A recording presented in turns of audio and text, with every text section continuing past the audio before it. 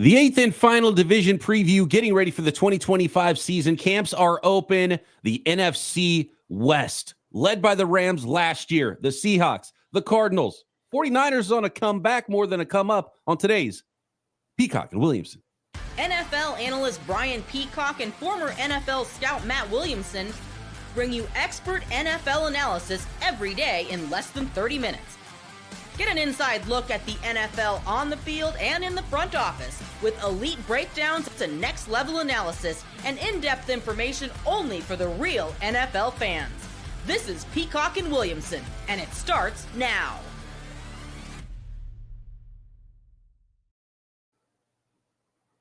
Welcome to the Peacock and Williamson NFL Show. Brian Peacock alongside Matt Williamson at BD Peacock at Williamson NFL. Thanks so much, everybody, for hanging with us throughout the offseason. Off-season no more, as camps are now open. The next time you see Matt Williamson's face or hear his voice, he'll be in Latrobe, PA at Steelers training camp, and after a little brief vacation. So we got some finishing up some of these podcasts while he's going to be gone. I'm going to do a couple shows here next week or this week as you're listening to this. Hopefully there's no massive injuries and Matthew Stafford doesn't tear his labrum or something in between the time of us recording and you guys hearing this episode.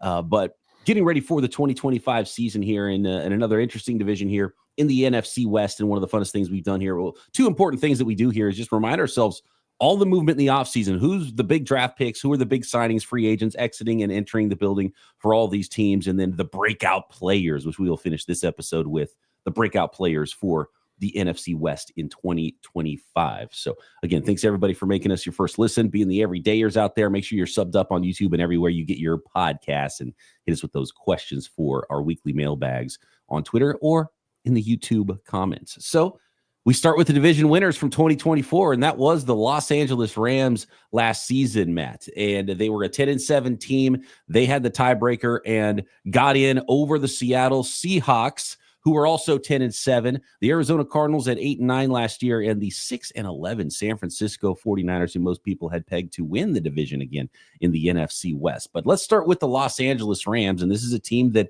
had a pretty quick turnaround from their stars and scrubs build. It all tore down.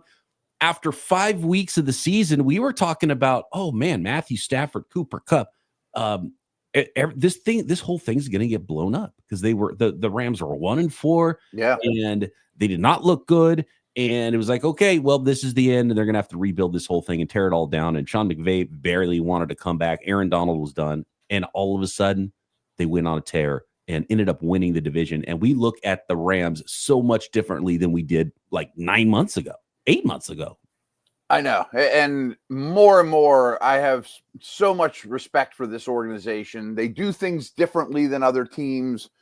They don't send coaches to combines. They trade first-round picks 8 or 9 years in a row. I mean, just outlandish things that people, old school football heads would say, that's insane. What are you doing? You're a dumb organization. And the whole key to me is McVay, who I now firmly believe is the best head coach walking the earth. I really do. Ooh, okay. I mean, I love Reed. I mean, there's a lot of other good ones. But the Rams under McVay have just, kind of, you mentioned it, have reinvented themselves so many times. I mean, it's kind of like Belichick's Patriots. You know, early Brady's not the same as late Brady, and Gronk and Hernandez weren't the same as Welker and Moss, and, you know, the Vrabel and those kind of defenses back in the day used to rule in New England. And that, to me, is just a great football mind, a great leader. And they're still really good. I mean, just on paper, did they get better? I still have a lot of concerns in their back seven, but they make up for it really well. And I love that they stress the D-line, which couldn't that take one more step as young as it is?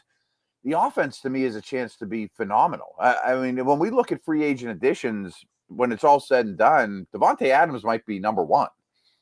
That's a huge addition. And it's funny because we saw that mindset from Los Angeles go to Jacksonville, and as Gladstone, right? The new GM of the Jacksonville Jaguars. And he's like, this is how we're going to move. They went and traded up to number 2 to draft a potential superstar player. And so it'll be interesting to see if the Jaguars take that same path, and if they have what they need and got their former Rams head coach Liam Cohen now former Rams assistant coach, now their head coach. So a lot of Rams DNA over there in Jacksonville. Does it become Los Angeles Rams East? Can they go get themselves a title even running their organization that way? So that's a fascinating piece. And we always think that that's going to happen for a lot of organizations. We saw a million disciples of Bill Belichick, and it never quite worked out for those other teams like it did in New England.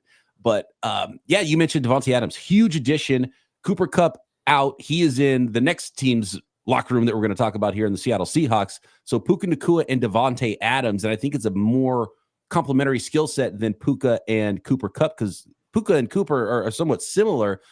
Puka and Devante Adams, very different now for Matthew Stafford. Yeah. So a healthy Matthew Stafford obviously is the best quarterback. I think we still agree in the NFC, right? Yeah, I think so. I think it's him or Jaden Daniels, and one of them has, the bodies of work are drastically different. I also think it's an underrated offensive line. Bo Limmer, they got in the 6th round last year, was kind of a success at center. And Steve Avila, they revitalized Kevin Dotson's career.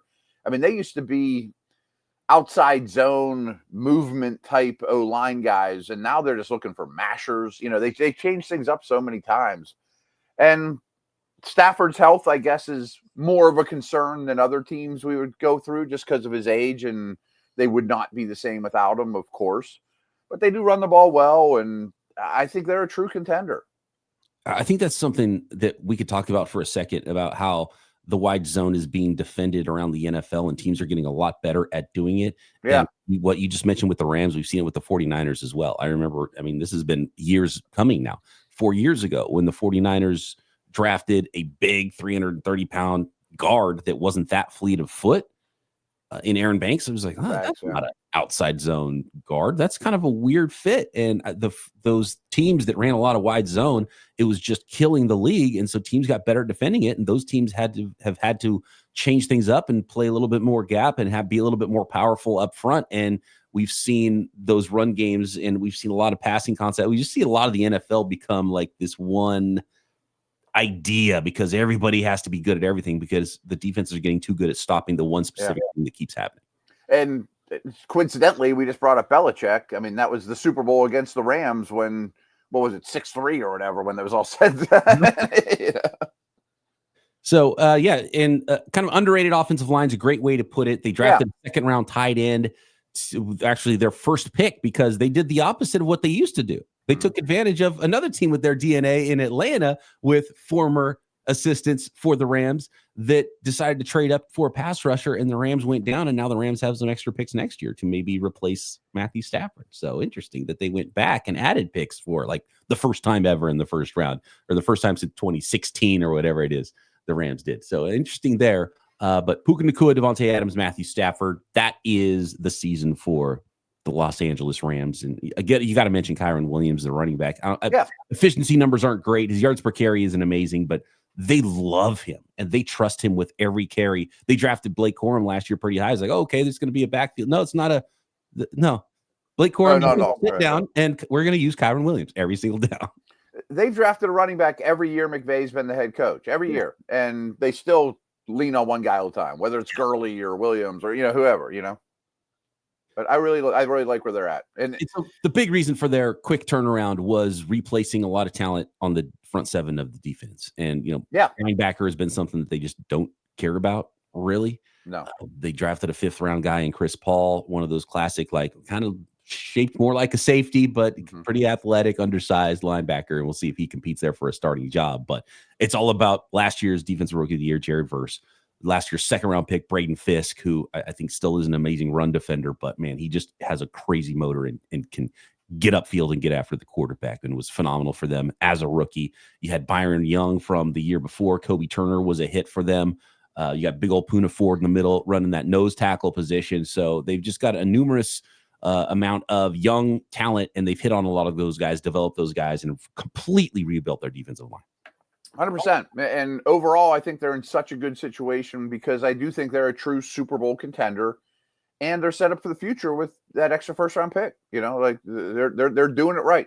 Yeah, you like where they're at. I don't know how big of a difference it's going to make with Devante Adams. I think it's going to be just a very similar team, and potentially a little, maybe better red zone. Like what's the one thing that well, first of all, the one thing Devante Adams is going to give them is just being more healthy than Cooper Kupp has been. Probably. Yeah. I'm not sure that, again, he's very different than Kupp, but he's also not DK Metcalf or Deshaun Jackson downfield. You know, I mean, I don't know that they're going to be throwing deep ball after deep ball to these two receivers. I do think they'll play a lot more 12 personnel. You know, I mean, I think that he's kind of had something in his mind. I guess he was infatuated with Brock Bowers, and their first pick was the tight end. So I'm wondering, are they going to get tight ends more involved and just keep those two receivers on the field all the time? Because they're both chain mover types, but it's going to be hard to cover both those two receivers. I got to be honest, it was a little bit of a head scratcher. We talked about that post-draft, and we broke down their draft class a little deeper. It was like, Terrence Ferguson. Okay. I don't know about him being there. And did you need another, like they kind of had okay tight ends and you kind of added another okay tight end. I like their number. I liked the Clemson tight end. I got to go back to the depth chart because I can't remember his name offhand. Yeah. The 5th round Clemson tight end from a couple years ago, Davis Allen. He's like the 4th tight end now. If Tyler Higbee's healthy, and Colby Parkinson they brought in last year. So they've been trying to find something extra at tight end, but even in his prime, they didn't use Tyler Higbee that much. I know. I'm just wondering what McVay's cooking up here. You know, there's something's on his mind, you know, right? So we'll see what that ends up looking like there. And if there's any targets, because the Rams just don't target running backs and tight ends. They target wide receivers. I think that's Matthew Stafford's MO, and that's just the way things have been. So a little skeptical of Terrence Ferguson being a massive hit right away, but he might be something that in the future is a big piece for that offense. Next, let's move on to the Seattle Seahawks, Arizona Cardinals, San Francisco 49ers, and our favorite breakout players to watch in camp and preseason for the 2025 NFL season in the NFC West. Next. Today's episode of Peacock Williamson is brought to you by Monarch Money. Do you ever wish managing your money felt easier? With Monarch Money, it can. Whether you're growing your savings, you're planning a big purchase, Monarch puts you in the driver's seat. It's like having your own personal CFO, giving you full visibility and control over your finances. Monarch Money is more than a budgeting app. It's a complete financial command center. You can track all your accounts, shared, personal, investments, spending, all in one place. So in addition to managing your money, you're also building wealth. If you share finances with someone, Monarch has helped so many people stay on the same page without the stress. And man, you'd be surprised how fast it adds up, tracking spending, which is so important, and it gets you on the track to whatever it is you're saving for college, you're saving for retirement. Maybe you're trying to make that first big home purchase. Take control of your finances with Monarch Money. Use code LOCKEDONNFL at monarchmoney.com for 50% off your first year. That's monarchmoney.com, code LOCKEDONNFL for half off your first year. Guys, you've probably heard of Viagra or Cialis, and maybe you've even tried them. But if you're looking for something beyond the usual pill, it's time to meet Rugiet Ready. Rugiet Ready is a next-gen prescription treatment designed to amplify arousal in the brain and boost blood flow. Unlike the usual pills that can take hours, Rugiet's 3-in-1 formula dissolves under your tongue and kicks in fast. On average, in 15 minutes, effects can last up to 36 hours. So you can stay confident and in control when the moment is right. And you know, if traditional options haven't worked, Rugiet might be the answer. Has been for over 150,000 men who have already made the switch completely online. Rugiet connects with a board-certified doctor and ships your treatment discreetly to your door. Check the customer reviews, the real customer reviews on the website. For more information, head to Rugiet.com/LockedOnNFL to use code LockedOnNFL and get 15% off today. That's Rugiet, RUGIET.com/LockedOnNFL and use promo code LockedOnNFL at checkout for 15% off. So the Seattle Seahawks still trying to figure things out on the fly. A complete change of the guard now. They changed head coach last year. They came back in 2025. Yet another new offensive coordinator, Ryan Grubb, coming from the University of Washington, didn't quite work in the NFL, or for whatever, Mike McDonald didn't like what he was seeing there, trying to build things more in the Ravens' image, and have traded away their holdover quarterback back to Pete Carroll, now in Las Vegas. So Geno Smith in Las Vegas, back with Pete Carroll, and they brought in Sam Darnold as the new quarterback, which is the big change for the Seattle Seahawks going into 2025. Did they get better, Matt? Well, one thing I firmly believe about this organization is the defense is going to be really, really good. And I trust the head coach to scheme things up. I thought he was phenomenal with Baltimore, showed a lot of signs of it, just talking defensively here. And then they've got a lot of players on that side of the ball. I don't know what's going to happen on offense, but you mentioned Grubb. I think he's to blame for a lot of it. I mean, the geometry, everything about college is much different than the pros, and he didn't really adapt. But are they better at quarterback? Are they better at receiver without Metcalf? Is the O-line better enough? You know what I mean? Just personnel-wise, I don't know that they're in a much better spot. They're interesting. I would put the 49ers in the same category where you say, well, they're different, but are they better? Yeah. And I think it remains to be seen. I don't think they're worse.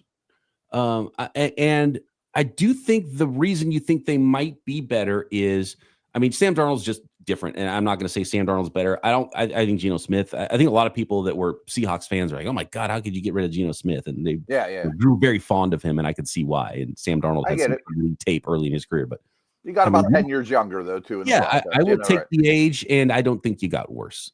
But if you did, you weren't going to go win a Super Bowl with Geno Smith anyway, so probably it's like, I have no problem with the move. You had a draft pick too. So, that's a good point. Same with phenomenal move, to be honest with you. I was about to say, I was going to fight you that I would definitely rather have Geno and Metcalf than Kupp and Darnold. But they also picked up 2 day 2 picks in the process too. Right.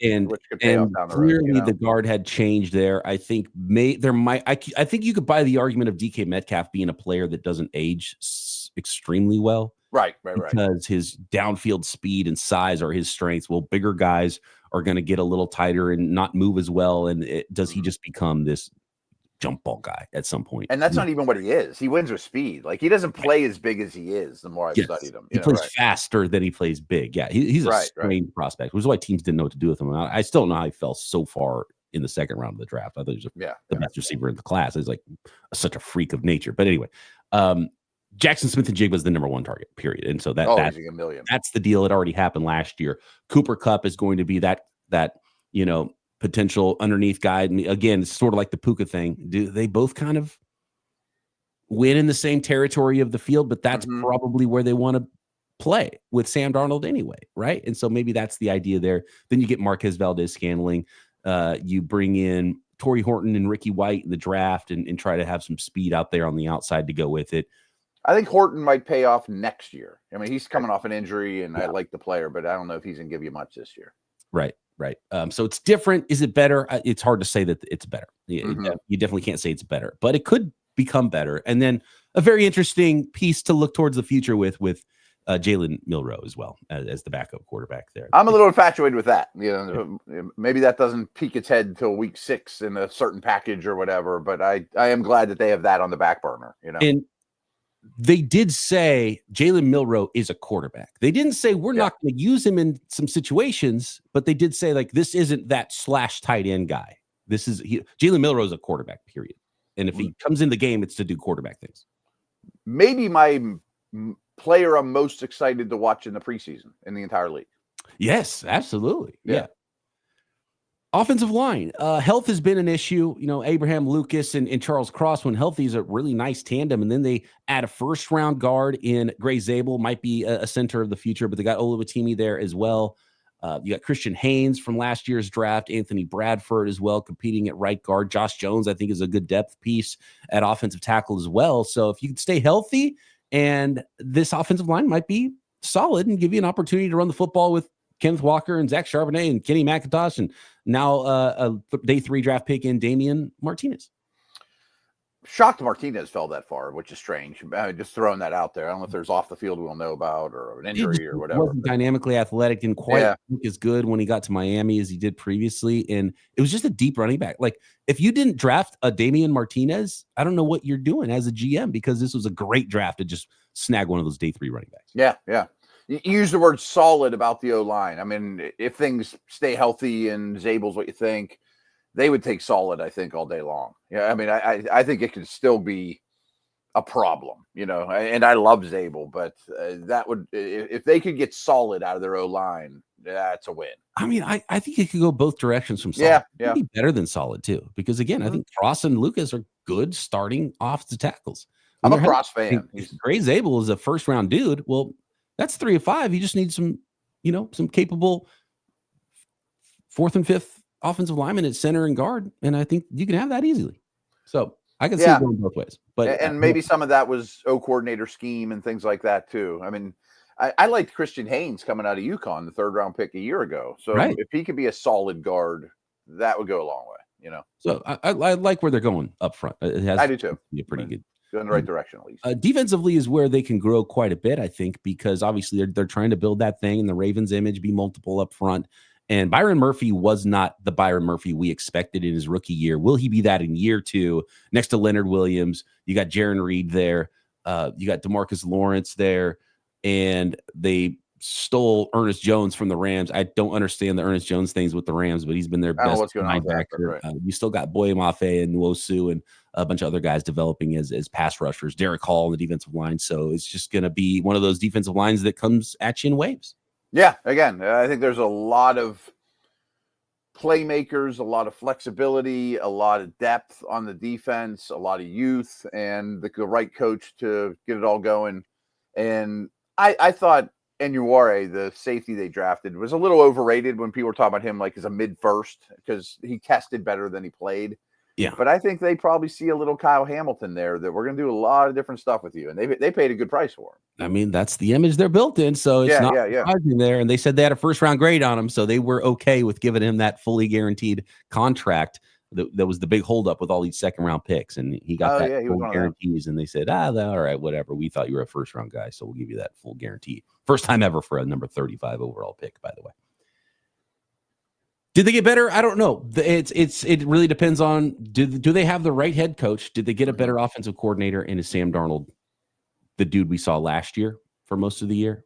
Then there's a chance they did get better. But I don't think that they got worse either. Younger. I understand what they're doing.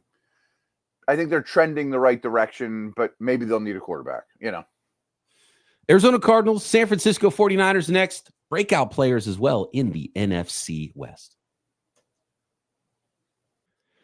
This episode is presented by Yahoo Fantasy. Fantasy football, it's back. We love it. Fire up the group chat. Get your draft boards ready. Buckle up for a season filled with breakouts, busts, and all the overreactions we always live for every summer, every fall. It's all going down on Yahoo Fantasy. And this year I am, as let's be honest, every single year we're playing on fantasy on Yahoo Fantasy because that's where fantasy football is played. And you should too, whether you're a first timer or a veteran making your millionth league. To celebrate 28 years of fantasy greatness, Yahoo Fantasy is dropping 28 big new features over 28 days, giving you more ways to play, more ways to draft, and more ways to win. It all begins August 4th. So stay tuned and get started by creating your own fantasy football league or joining a Yahoo Fantasy Football League at yahoofantasy.com/lockedonnfl. That's yahoofantasy.com/lockedonnfl.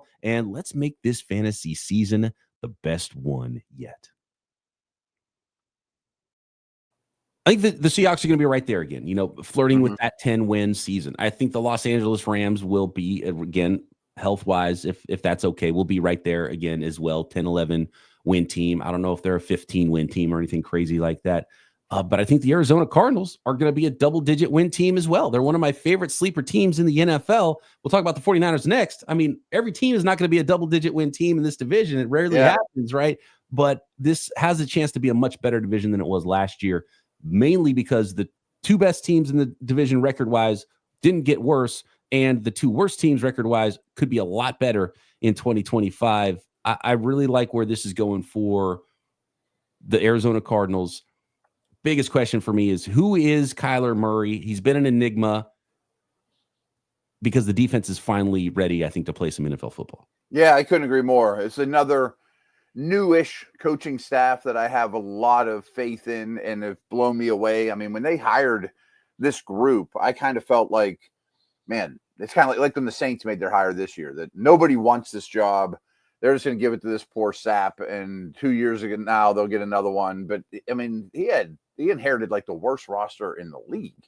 Yeah. And manufactured a lot of schematic things on both sides of the ball to maximize those things. They play some weird defensive schemes, and they've been devoid of talent on defense. And now it might be the deepest D line in the league. I mean, like, I'm not sure that they have Jalen Carter, but it's in the Eagles' way of looking at things of give me 8 guys and have hockey lines, and you still got Buda Baker on the back end, and maybe the corner, the second-round pick out of Michigan can be a dude, and they drafted a corner a week ago or a year ago as well. So the defense is starting to take shape. I don't know what Kyler Murray is either. Like, if we were to do true quarterback ranks, rank them from 1 to 25, he might be the hardest guy to slot. Yeah, I totally agree. James Conner with Trey Benson backing him up. I like that combination there.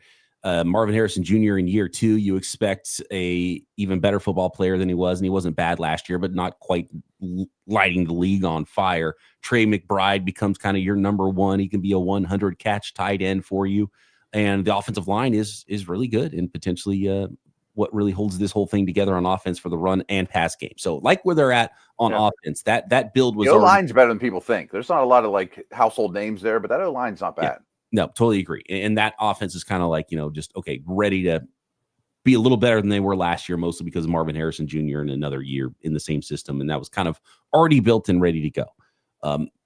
I don't think it's going to be like a put up 40 points a game offense or anything like that, but it can be good. And I think it's well coordinated. Now the defense is where they've been non-competitive because they didn't have the right pieces up front, and they 100%. Tried to attack this thing in every way they possibly could up front. And they brought in Josh Sweat, and they drafted Walter Nolan with their first-round pick, Dalvin Tomlinson on the inside. You got Justin Jones, you got Darius Robinson, the first rounder from last year, who didn't really get to play because he was hurt most of the season. Big power defensive end, just like Calais Campbell is, and so very similar stylistically. Campbell probably play more tackle. Darius Robinson maybe more in, but move inside as well. Zaven Collins made the switch from linebacker to defensive end as well. So they have a lot of pieces there, and a lot of guys. Drafted another day 2 guy in Jordan Burch, who's another big, powerful defensive end. So they clearly want to be powerful on their defensive line and might get some push as well from some guys. But they just have a ton of depth now and some actual talent on the defensive line, which has really held them back. And I saw this, Matt, in 2017. The timeline really feels similar to me with the Niners. They came in, completely rebuilt the whole team, and they were bad for 2 years, and they were non-functional because they didn't have a pass rush. Then they drafted Bosa, brought in D Ford in the same offseason, and then in the draft after Bosa, they drafted a punter. And I was like, you guys think you're going to be good? Because you drafted a punter in the 4th round. That seems like, a little bit of hubris there. Yeah, right. Luxury. And they went to the Super Bowl. And I was like, okay, so yeah, that last piece was that pass rush and the defensive line. And could this be a similar timeline in year 3 for this regime? I like the approach for sure. And I see exactly what you're saying. I see the vision. And I just didn't want to brush over the Calais Campbell edition either, because I won't say big brother, but it's probably more like grandfather in the room, that just is going to demand respect, especially with a talent like Walter Nolan. Like, Nolan's not going to get off the rails with Calais around. You know what I mean? I mean, is that like as simple as it is? They're like, I think it's as simple as it is. Right. Hey, Walter, we just got you a big brother. Right. I mean, it's Cam Hayward and Derek Harmon here. You know what I mean? Like, the Steelers have done that kind of stuff for years, and it's a wonderful approach. I like it from that aspect, and totally worth it. Even if he's a player coach and doesn't play, I like exactly. it. Right. Give me 15 snaps a game, or we may even have you inactive one game if you're not feeling 100%, but just command the D line room because we've so much invested in these guys, Then second round, they got Will Johnson. Injury problems coming out of college and fell quite a bit in the draft into the laps of the Arizona Cardinals with Buda Baker, who's been, kind of the guy there and now has a little bit more talent around him. This should help him out tremendously. Yeah, again, Buda Baker to me is one of the best safeties in the league, and they ask so much of him. Johnson to me is kind of just a bonus prize. If he hits, he might hit huge for you, might be a top 10 corner someday. If he didn't, it was only a 2nd round pick and probably worth the risk, Did they get better? Yes, I think they did. So I think absolutely. I don't know if they have their quarterback or not. We didn't dig into that a lot, but I definitely think they got better than half. I think he's going to be bad. Quarterback. Yeah, right. yeah. 49ers, did they get better? You answer that, yes or no? Yeah, no, they didn't get better, but they got different on defense, which they needed to. And I think they got more talented, but this is it's not a problem for me because I think they kind of needed to take their medicine a little bit. They're going to have to be carried by the offense. The offense is coming back, returning, hopefully more healthy. Health was the big reason why the 49ers were a 6-win team last year. They paid Brock Purdy. They clearly believe in him. If you get most of a season of Christian McCaffrey and you get half of a season of Brandon Ayuk coming back from an ACL, Juwan Jennings now kind of using some leverage to try to get a little bit more money before he hits free agency this year, which is an interesting one. He needs to be on the field because Ricky Pearsall is also a little dinged up, even though I think Pearsall's could be phenomenal. Like if you put McCaffrey out there healthy with George Kittle, and then you have Ayuk, Jennings, and Pearsall, I mean, that's ridiculous. This is one of the best skill groups in the NFL. But right now, first day of camp, they have none of those wide receivers. So they'll be leaning heavily on that McCaffrey and George Kittle tandem. Now, I think Pearsall's just got a little hammy and he'll be fine. And Juwan Jennings, they'll figure that out and he'll be on the field. And then Brandon Ayuk will be back halfway through the year. But the offense should be fine. A lot of talent there. It's going to have to carry the team. Trent Williams, you got 4 of 5 holdovers from the offensive line last year, which is not an amazing offensive line, but you do have a Hall of Famer at left tackle. Dominic Pooney was just a Pro Bowl caliber player immediately at right guard. So that's a great sign for the 49ers on the right side of their offensive line. And you have continuity there, and they're not going to be the best offensive line in the league, but they're not going to be the worst. They're going to be, in the middle of the league or potentially higher if they're healthy. And that's exactly fine for a Kyle Shanahan offense. Get the ball quick. Yeah, it does not have to be star-studded all pros across the front 5. I mean, if you have 2 high-end starters, which I think they definitely do, that's probably more than enough for Kyle. I think people know that I don't like saying this because in the NFL, don't underestimate how bad things can get, but they almost have to be healthier this year than last year. You know what I mean? It was insane. Completely ravaged with injury last year, and it made it very difficult to win games. Yes. But I don't love the fragility factor of the trio of Ayuk, Williams, McCaffrey. There's a higher degree of uncertainty there than others. There's some luck with injury, but it's also like, would you be shocked if any of those guys is hurt for an extended period of time? Right. And Williams' age and, right. Yeah. I mean, Williams in his prime would miss a couple of games a year. True. Yeah. That you kind of have to expect that. The defense, though, is where I question because you have Bosa, you have Fred Warner, rock solid there. And they lost Leonard Floyd. I don't think it's a big deal. They lost like Malik Collins. Dre Greenlaw they lost, who was awesome when healthy, but hasn't been healthy. So what did they lose from last year? Well, they didn't lose anything because he didn't play hardly at all last year. And so I don't think the losses is what hurts the 49ers. The problem is they're going to be asking rookies to fill in and play those roles. So they have to pull a Rams and hit home runs with those draft picks. Yeah.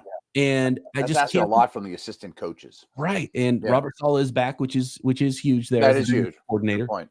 I think that's been a problem for them. They got a new special teams coordinator. I don't think either one of those units was coordinated amazingly. And the Niners have been just plucked from their coaching staff year after year. So that's been tough on Kyle Shanahan. So nice to have a guy in Robert Saleh who's got head coach experience now back coordinating the defense. So that's a big win. And that's a true upgrade. But, Michael Williams could be awesome, but he's a rookie. And 2 defensive tackles that could both start games this year. And Alfred Collins, the 2nd rounder, CJ West, the 4th rounder, could be awesome, but they're rookies. You look at Nick Martin, 3rd round, super athletic linebacker, undersized, 220 pounds, 5'11", right? We used to call that a safety, but that's kind of how Dre Greenlaw was shaped, and he plays similarly, but Nick Martin's a rookie. Yeah. And then in the 3rd round, they drafted Upton Stout. He's probably going to start at nickel, but he's a rookie.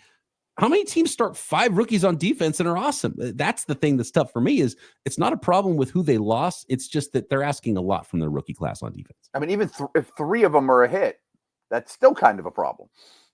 And that would be awesome. It'd be awesome if you get 3 out of 5 rookies, no matter what. And what if one of the 5's a hit in their rookie year? Like, So that's where I'm at. They're relying so much on their rookie class on the defensive side of the ball. It makes it difficult. The rookies don't have to be stars. They just have to be starting caliber. But that's hard enough to find in the NFL, to find a number of rookies that can start all on one unit. But they spent their first 5 picks on defense. I like all the players. I like the fits. But I mean, even Ronaldo Green, who was promising, is a second-year guy. Right. Second-year guy, Ronaldo Green, is now the starter with Charvarius Ward gone. Deommodore Lenoir is going to play probably more consistently outside rather than moving back inside, with Upton Stout starting in the nickel if he's ready to go. So that's again, a couple banged up safeties already too for the team coming into camp. But how good are the rookies? They're relying a lot on the rookie class. I think eventually this will pay off this offseason for the defense. It's just tough asking so much of your rookie class. That's really the big question for me, which is why I can't say they got better necessarily. Injury is why they're going to be better, because those guys will at least be on the field. Like, even if Nick Martin's not good, he'll at least be playing if he's healthy, which you couldn't say about Dre Greenlaw last year. So we'll get to breakouts here in a second, but one final question I really have for you is, let's say I could assure you that the Niners have the 14th best defense in the league. Would you take it, or would you take door number 2? I probably have to take it. Yeah. Because they were not good. They couldn't stop the run last year, which is why they completely changed their interior, their defensive line, and got 2 big, massive defensive tackle rookies to plug in there. If it was 10, you'd definitely take it. Right. And they could earn higher than that potentially. This could be a team that's awesome on defense under Robert Saleh. But yeah, you'd have to take that. And I would say top 10 defense maybe next year with Bosa. I mean, Bosa or Warner could win Defensive Player of the Year, I mean, Warner looked like Defensive Player of the Year last year for the first month, and then broke his ankle and still played through it. At the end of the year, reporters like, brother, what are you doing, Fred? And he's like, don't worry about it. I'm fine. I'll be all right. All right. Playing on a broken ankle, and the season's over. It's like, that's why you love that guy. But it's like, come on, man.